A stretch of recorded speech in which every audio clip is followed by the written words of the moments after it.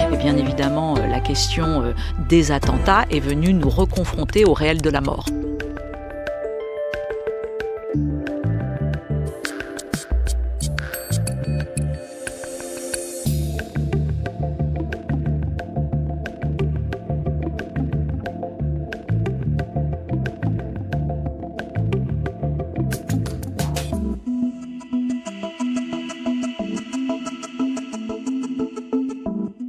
Je pense qu'il y a deux choses qui ont changé notre rapport au courage. D'abord, cette fin d'illusion irénique de croire que nous sommes en paix, que la démocratie est inéluctable, qu'elle est la fin de l'histoire, la thèse de Fukuyama au sens voilà, classique du terme, ou même de Tocqueville, qui considérait que la démocratie est providentielle et qu'elle était, voilà, que l'histoire est linéaire. On sait aujourd'hui que non, que la démocratie nécessite un perpétuel combat et donc du courage, parce qu'elle est non seulement minée par ce qu'on appelle les ennemis de l'intérieur, mais également par tous ceux qui sont à l'extérieur. Donc ça, c'est un premier point. Et bien évidemment, la question des attentats est venue nous reconfronter au réel de la mort, alors qu'il était quelque peu disparaissant.